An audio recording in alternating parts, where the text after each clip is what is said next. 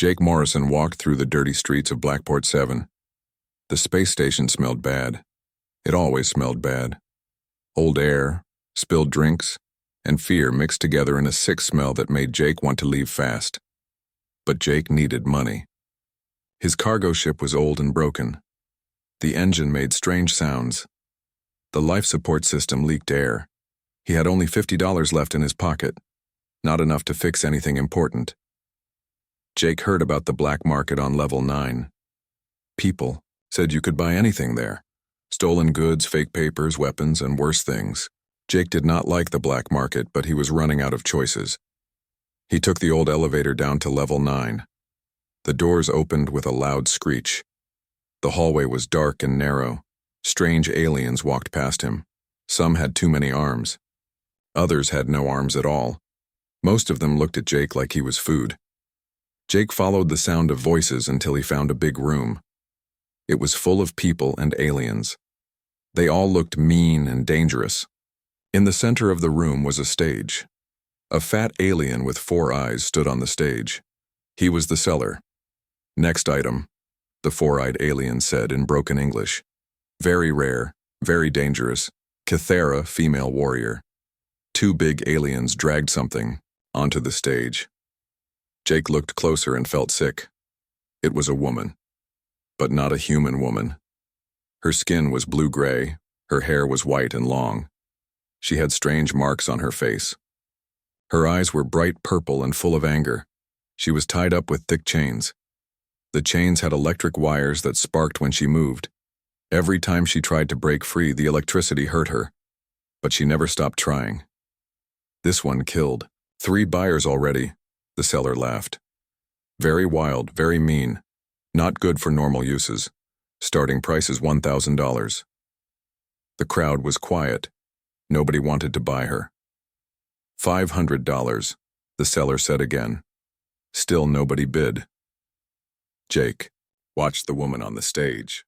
She was hurt and tired, but she never stopped fighting. Her purple eyes looked at everyone in the crowd with hate.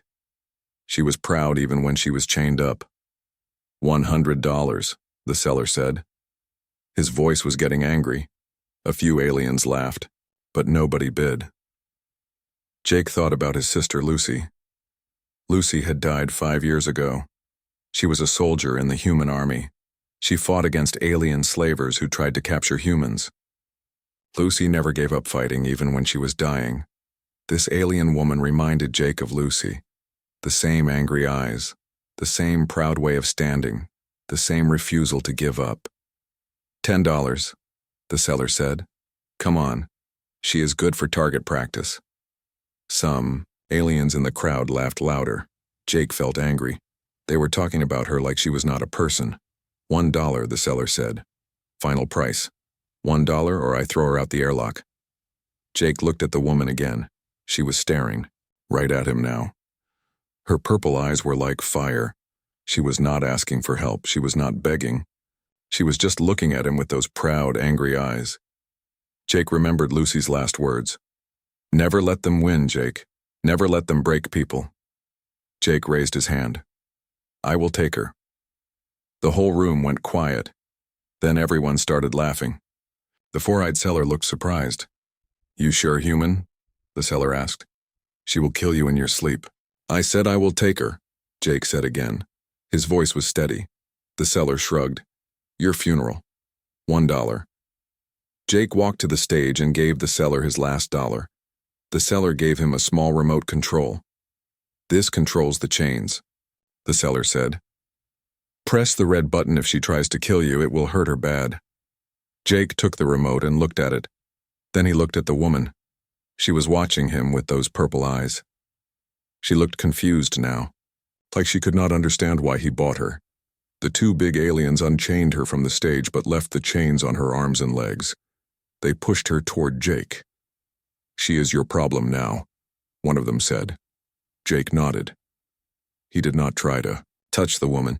He just pointed toward the exit. We go now. The woman walked beside him. She moved like a fighter even with the chains. Her head was high and her back was straight. She was not defeated. As they walked through the crowd, Jake heard the aliens talking. That human is crazy. She will eat him alive. I give him one day, before he is dead." Jake ignored them. He led the woman to the elevator. They rode up to the docking bay in silence. The woman watched Jake the whole time. Her eyes were full of questions. Jake's ship was old and small. The paint was peeling off the sides. One of the landing legs was bent, but it was home. "This is my ship," Jake said to the woman. "The Lucky Strike." The woman did not answer. She probably did not understand English very well. Jake opened the door and went inside. The woman followed him. She looked around the small cargo hold with those sharp purple eyes. She was checking for danger. Jake stopped near a pile of old cargo boxes. He turned around to face the woman. She tensed up, ready to fight. Jake held up the remote control that controlled her chains. The woman's eyes focused on it like a weapon. Then Jake did something that surprised them both. He threw the remote on the floor and stepped on it. The remote broke into pieces. The chains around the woman's arms and legs clicked open and fell to the floor. The woman stared at Jake. Her mouth was open in shock. She looked at the broken chains, then at Jake, then at the chains again. For the first time since Jake saw her, the proud warrior woman looked confused and lost. The alien woman stood very still. She looked at the broken chains on the floor. Then she looked at Jake. Her purple eyes were wide with surprise. Jake stepped back and held up his hands. "I am not going to hurt you," he said slowly. "You are free, now." The woman did not understand all his words, but she understood his body language. Jake was not acting like her other owners.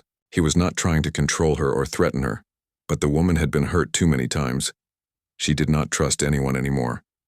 She moved fast like lightning. Her hand grabbed a piece of broken chain. She swung it at Jake's head. Jake ducked just in time. The chain hit the wall behind him with a loud bang. Jake rolled away as the woman jumped at him again. "Wait," Jake said. "I do not want to fight you." The woman did not listen. She had been trained to fight since she was a child. Fighting was all she knew now. She kicked at Jake's chest. Jake blocked with his arm and stepped back. The woman was fast and strong, much stronger than a human. Jake had been a soldier before. He became a salvage worker. He knew how to fight, but he did not want to hurt the woman. She had been hurt enough already. The woman grabbed a metal tool from Jake's workbench. She swung it at his head. Jake caught her wrist and twisted gently. The tool fell from her hand. For a moment they stood face to face. The woman's purple eyes were full of anger and fear. Jake's brown eyes were calm and sad. "I know you are scared," Jake said softly. "But I am not your enemy." The woman did not understand his words, but something in his voice made her stop fighting. She pulled her hand free and stepped back. They stared at each other for a long time. The woman was breathing hard. Her white hair was messy from the fight. There were old scars on her arms and face. Jake moved slowly to a shelf and took down a bottle of water. He opened it and took a drink to show it was safe. Then he held it out to the woman. The woman looked at the water like it might be poison. She had not had clean water in many days. Jake put the bottle on the floor between them and stepped back. The woman watched him carefully. When she was sure he was far enough away, she grabbed the bottle and drank the whole thing fast. Jake got another bottle and some food from his small kitchen, dried meat and bread that would last a long time in space. He put the food on the floor next to the water. The woman ate like she had not eaten in days, which was probably true. While she ate, Jake sat down on a box across the room. He did not try to get close to her. "My name is Jake," he said, pointing to himself. "Jake Morrison." The woman looked up from her food. She pointed to herself and said something in her own language. It sounded like Zara. "Zara," Jake repeated. The woman nodded. Jake pointed around the ship. "This is my home. My ship." He made a flying motion with his hand. "We fly in space." Zara understood. She had been on many ships as a prisoner. But this ship was different. It was small and old, but it was clean. There were no cages or chains anywhere. Jake stood up slowly and walked to a wall panel. He pressed some buttons and a screen showed a star map. "Where is your home?" Jake asked. He pointed to the stars on the screen. Zara's face became very sad. She pointed to a star system on the edge of the map. Then she made a gesture, like an explosion. Jake understood. Her home was gone. Destroyed. "I am sorry," Jake said. He meant it. Zara looked at Jake for a long time. She was trying to figure out what kind of person he was. All her other owners had been cruel and greedy. They wanted to use her, for fighting or worse things. But this human was different. He gave her food and water without asking for anything. He broke her chains. He said he was sorry about her home. Jake went to a storage closet and pulled out some blankets and a pillow. He made a bed on the floor in the corner of the cargo hold. "You can sleep here," Jake said. "It is safe." Zara looked at the bed, then at Jake. She still did not trust him completely, but she was very tired. Jake walked toward the door that led to the rest of the ship. "I will be in the cockpit if you need anything," he said. "The door does not lock. You can leave any time you want." Zara watched Jake leave. She waited for him to come back with chains or weapons. But he did not come back. Zara explored the cargo. Hold carefully. She looked for traps or hidden cameras. She found nothing dangerous. Just old boxes full of machine parts and tools. There was a small window in the wall. Zara looked out at the stars. She had not seen stars without bars or electric fields in front of them for many months. Zara sat on the bed Jake made for her. The blankets were soft and clean. They smelled like soap, not fear and pain. She thought about her life before the slavers came. She had been a warrior of the Cathara clan. She had a family and friends. She had been proud and free. Then the raiders came to her planet. They killed her parents and brother. They captured her and many others. They sold her people like animals. Zara had been bought and sold many times. Some owners wanted her to fight in illegal matches. Others wanted worse things. All of them treated her like she was not a person. But this human Jake was different. He bought her for only $1, but he did not act like she was worth only $1. He acted like she was worth something. Zara lay down on the bed and pulled the blankets over her. For the first time in months, she felt almost safe.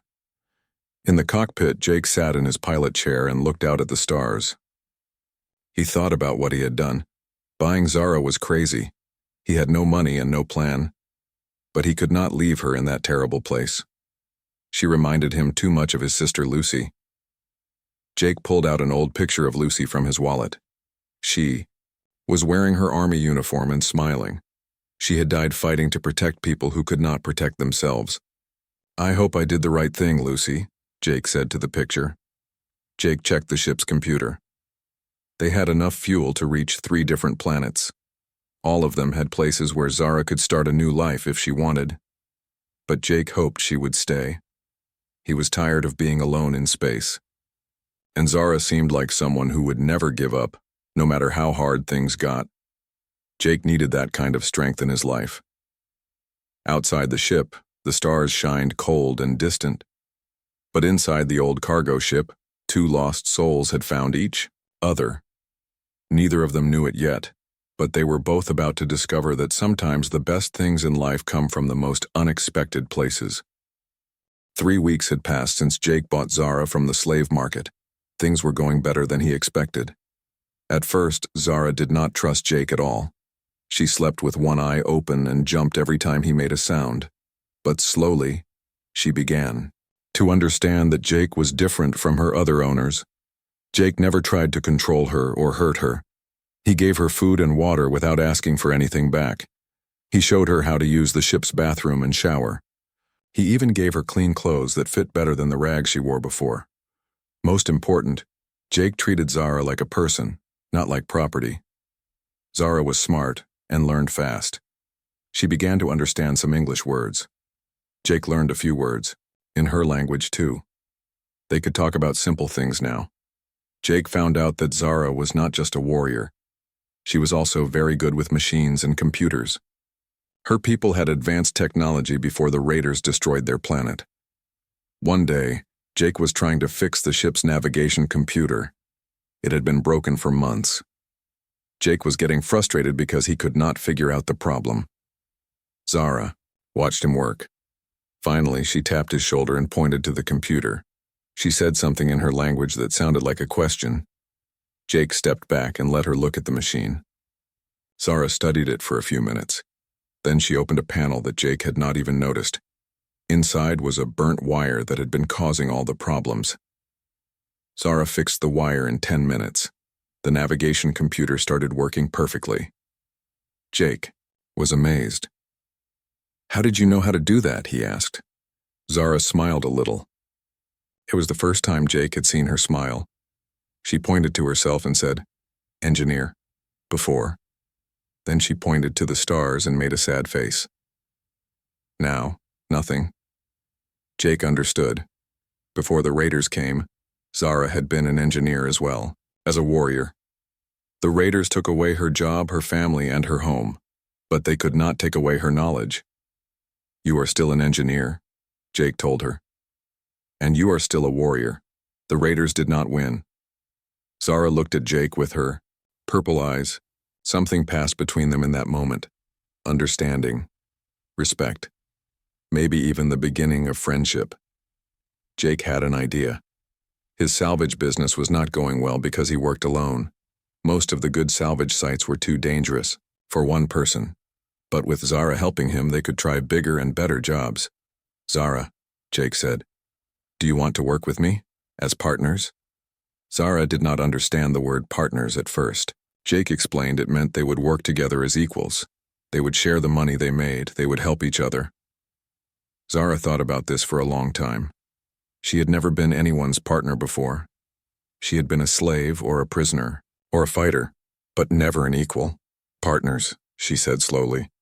Then she nodded. Yes, their first job together was salvaging an old cargo ship that had crashed on a small moon. The ship was full of valuable computer parts, but it was also very dangerous. The hull was cracked and could collapse at any time. Jake wanted to be careful and take only the easy parts near the entrance. But Zara saw something better deep inside the wreck. A rare power core that would be worth thousands of dollars. Zara was not afraid of danger. She crawled through the broken ship like she was born to do it. Jake followed her, worried she would get hurt.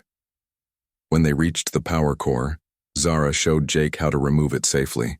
She knew exactly which wires to cut and which ones to leave, alone. They worked together for 6 hours. Jake used his tools and knowledge of human technology. Zara used her engineering skills and warrior courage. Together they got the power core and many other valuable parts. When they sold everything, they made more money than Jake had made in the past 6 months working alone. That night they celebrated with real food instead of the dried rations they usually ate. Jake found a restaurant on the space station that served food from many different planets. Zara tried human coffee for the first time. She made a face because it was bitter, but then she drank 3 more cups. Jake laughed at her reaction. "Coffee is like humans," Jake said. "Bitter at first, but you get used to it. Then you cannot live without it." Zara thought about this. "Humans are strange," she said, but she was smiling when she said it. Over the next few weeks, Jake and Zara worked on more salvage jobs. Each job went better than the last. They learned to work together like they had been partners for years. Zara taught Jake some Cathara fighting moves. Jake taught Zara about human music and movies. They found out they both liked action movies and fast music. One evening, they were sitting in the cargo hold listening to music. Zara was cleaning her weapons. Jake was reading technical manuals.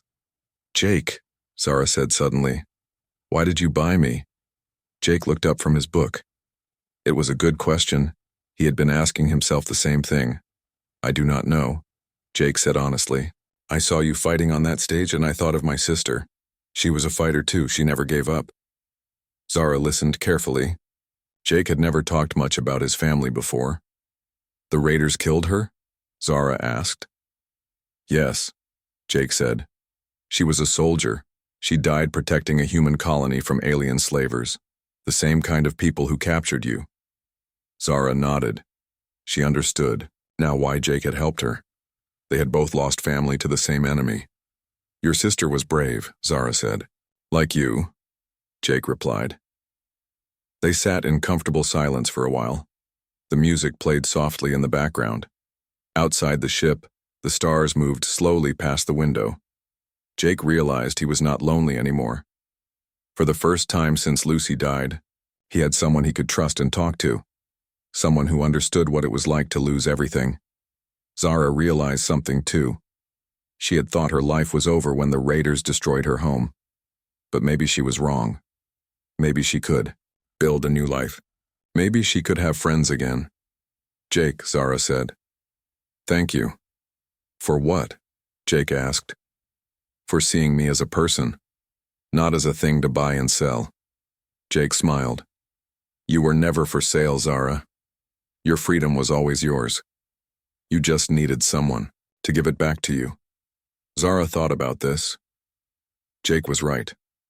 The slavers had captured her body, but they had never captured her spirit. She was still Zara of the Cathara clan. She was still a warrior and an engineer, and now she was something new too. She was Jake's partner and friend. Neither Jake nor Zara knew that their success was attracting attention. Criminal organizations were starting to notice the human and alien who were taking the best salvage jobs. Some of these criminals remembered Zara from the slave markets. Soon, Jake and Zara would face their biggest challenge yet. But they would face it together, as partners and friends. Jake and Zara had been working together for 2 months. Their salvage business was doing very well. They had enough money to fix the lucky strike and buy better equipment. Jake was happier than he had been in years, but someone else was not happy about their success. Vincent Kane was a dangerous criminal who ran the biggest slave trading operation in the outer systems. He owned many ships and had hundreds of workers. He was rich and powerful, and he was used to getting what he wanted. Kane had been at the slave market the day Jake bought Zara. He remembered the blue-skinned warrior woman who had killed 3 of his customers. Kane had planned to buy her himself, but the price kept dropping because she was so dangerous. When Jake bought her for $1, Kane thought it was funny. He expected to hear that the stupid human was dead within a week. But weeks passed, and Jake was not dead. Instead, reports started coming in about a human and Kithara woman working together on salvage jobs. They were making good money and causing no trouble. This made Kane angry. In his mind, Zara still belonged to him. She was his property, and Jake had stolen her. Kane decided to get her back. Jake and Zara were at a supply station buying food and fuel when Kane's men found them. The station was called Port Liberty, and it was supposed to be neutral territory where no fighting was allowed. Jake was in the market buying coffee when he heard Zara scream. He ran back to the docking bay and saw 6 armed men surrounding Zara. She was fighting hard, but there were too many of them. One man had a shock weapon that sent electricity through her body every time she tried to move. "Get away from her," Jake shouted. The men turned to look at Jake. Their leader was a big alien with gray skin and too many teeth. "This does not concern you, human," the leader said. "We are taking back stolen property." "She is not property," Jake said. "She is my partner." The leader laughed. "Your partner? This is a slave. She belongs to Vincent Kane. You stole her." Jake pulled out his pistol. "I bought her fair and legal. I have the receipt." "Kane does not care about your receipt," the leader said. "He wants his property back." Zara was still fighting, even though the shock weapon was hurting her. She would not give up. She would never give up. Jake knew he could not win a fight against 6 armed men, but he also knew he could not let them take Zara back to Kane. That would be worse than death for her. "What does Kane want?" Jake asked. "The warrior woman and you," the leader said. "Kane wants to punish you for stealing from him." Jake thought fast. The docking bay had other people in it, but they were all staying away from the fight. Nobody wanted to get involved with Kane's men. "Tell Kane I will make a deal with him," Jake said. "I will come alone to his ship and talk, but Zara stays free." The leader talked into his radio in a language Jake did not understand. After a few minutes, he nodded. "Kane agrees to talk. But if you try to trick him, the woman dies." Jake looked at Zara. She was shaking her head, trying to tell him not to go. She knew it was a trap, but Jake did not see any other choice. If he fought now, they would both be captured or killed. "I will come," Jake said. "But first, let her go." The leader nodded to his men. They stopped using the shock weapon on Zara, but they kept their guns pointed at her. Jake walked over to Zara. She grabbed his arm with both hands. "Do not go," she said in English. "It is trap." "I know," Jake said quietly. "But if I do not go, they will take you anyway. At least this way, you have a chance to escape." "We fight together," Zara said. "Partners." Jake smiled sadly. "Sometimes partners have to protect each other. This is my turn to protect you." Jake hugged Zara quickly. While he did, he whispered in her ear, "Go to the human district. Find Captain Rodriguez at the security office. Tell him Jake Morrison sent you. He will help." Then Jake stepped back and followed Kane's men to their ship. Kane's ship was 10 times bigger than the Lucky Strike. It was a converted warship with heavy armor and lots of weapons. Jake could see why Kane was so powerful. They brought Jake to Kane's office. The crime boss was sitting behind a big desk made from black metal. He was human, but he looked mean and cruel. His eyes were cold like ice. "So you are the fool who bought my property," Kane said. "I bought a person who was being sold illegally," Jake replied. "That makes her free." Kane laughed. "Free? Nothing is free in my territory. I decide who is free and who is not." "This is not your territory," Jake said. "This is neutral space." "Neutral space belongs to whoever has the biggest guns," Kane said, "and I have very big guns." Kane stood up and walked around his desk. He was bigger than Jake and had scars all over his face. "I am going to make you an offer," Kane said. "Work for me. Use your ship to transport slaves. In return, I will let you live." "And Zara?" Jake asked. "The Kithara goes back to the slave markets. She has caused me a lot of trouble. Someone will pay good money to break her spirit." Jake felt anger burning in his chest. "No deal." Kane's smile disappeared. "Then you will both die. But first, you will watch me break your precious partner. I will enjoy that." Kane pressed a button on his desk. "Bring the warrior woman here and make sure she sees her friend is captured." Jake knew he had made a mistake. He thought Kane would keep his word and only capture him. But criminals like Kane never kept their word. Through the office window, Jake could see Kane's men bringing Zara onto the ship. She was fighting every step of the way, but the shock weapons kept her weak. Jake felt hopeless. He had tried to save Zara, but instead he had gotten them both captured. But Jake did not know that Zara had not given up. Even while Kane's men were shocking her, she was watching and learning. She saw the ship's layout. She counted the guards. She looked for weapons and escape routes. Zara was a warrior. Warriors never gave up, even when things looked impossible. And Jake did not know that his message had reached Captain Rodriguez. Rodriguez remembered Jake from the old days when they were both soldiers. He was already organizing a rescue mission. Sometimes help comes from unexpected places, and sometimes the people who care about you will do anything to save you, even when it seems hopeless. Kane thought he had won, but the fight was just beginning. Captain Rodriguez received Zara's message just as Kane's men were taking Jake away. Rodriguez was the head of security at Port Liberty. He had been a soldier with Jake during the war against the slavers. Rodriguez knew Jake was a good man. If Jake said this alien woman needed help, then Rodriguez would help her. But Rodriguez also knew he could not attack Kane's ship directly. Kane had too many weapons and too many men. Rodriguez needed a different plan. Rodriguez found Zara hiding in the human district. She was hurt from the shock weapons, but she was still ready to fight. "Jake Morrison sent me to you," Rodriguez said. "He said you need help." Zara looked at Rodriguez carefully. She had learned not to trust anyone except Jake, but Jake had trusted this man, so maybe she could trust him too. "Kane has Jake," Zara said. "Kane wants me too. He says I am his property." Rodriguez nodded. "Kane is a criminal and a slaver, but his ship is too strong for my security forces to attack." "Then we get help," Zara said. Rodriguez was surprised. "Help from who?" Zara smiled. But it was not a happy smile. It was the smile of a warrior who had a plan. "From my people," Zara said. "And from Jake's people, too." For the past 2 months, Zara had been secretly sending messages to other Kythera survivors. She had found 17 of her people scattered across different planets. They were all former slaves who had escaped, or been freed. When Zara told them that Kane was trying to capture her again, they came to help. The Kythera never abandoned their own. Jake had also been sending messages. He had contacted his old army friends and told them about the slave traders in the outer systems.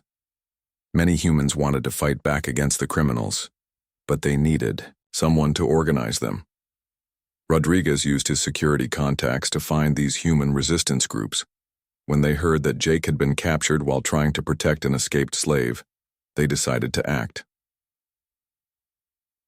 3 days after Jake and Zara were captured, a small fleet gathered near Kane's ship.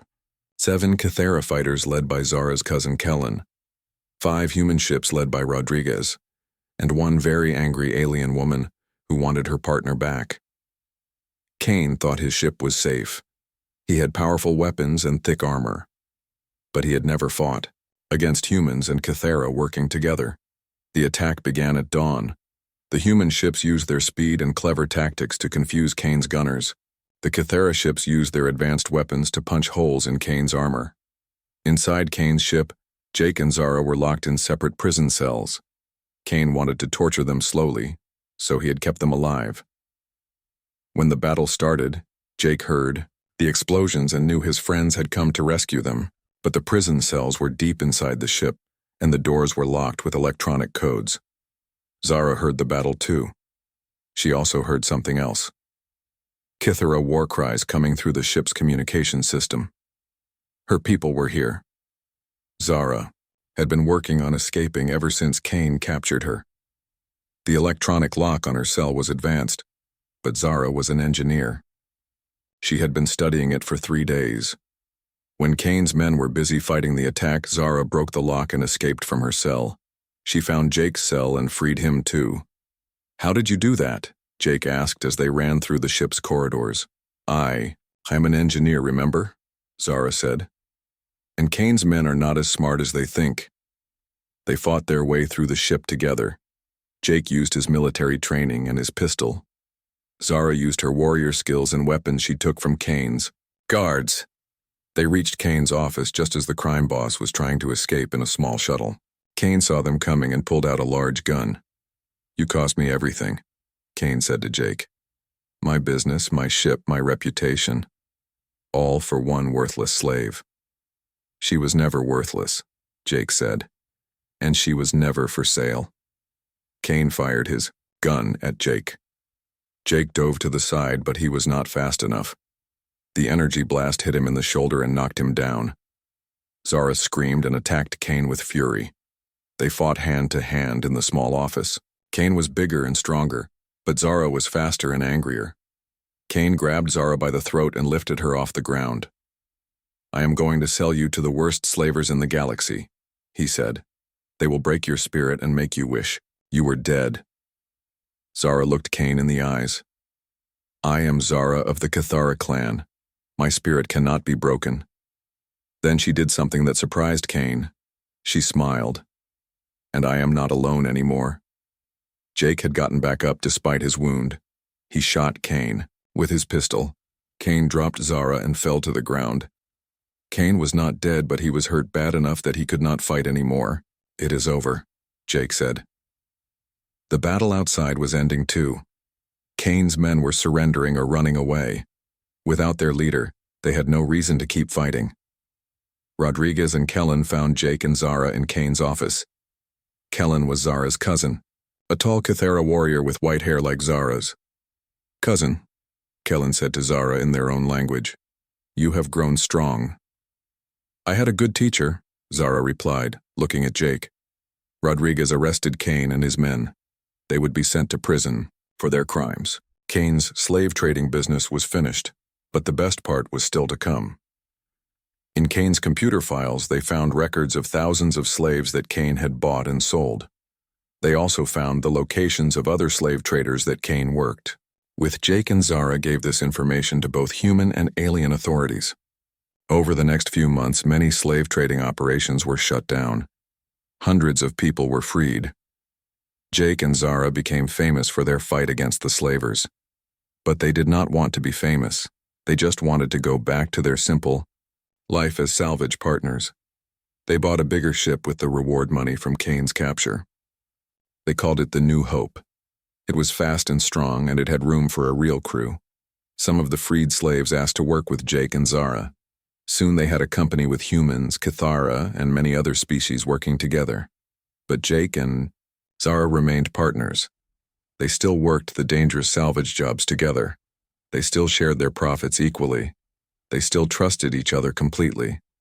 One evening, they were sitting in the cargo hold of the New Hope, drinking coffee, and looking at the stars. "Jake," Zara said, "do you ever think about that day in the slave market?" "Every day," Jake said. "Best dollar I ever spent." Zara laughed. "You did not buy me, Jake. You gave me back my freedom." "We gave each other freedom," Jake said. "I was lost too before I met you." Zara nodded. She understood. They had both been alone and broken. But together, they had become strong. "Partners forever?" Zara asked. "Partners forever," Jake agreed. Outside their ship, the stars shined bright and beautiful. Jake and Zara had learned that the galaxy was full of bad people who wanted to hurt others. But it was also full of good people who would fight to protect the innocent. And sometimes the most important things in life could not be bought or sold. Things like friendship, trust, and freedom. Things like finding someone who would never give up on you, no matter what happened. Jake had bought Zara for $1, but what they found together was priceless.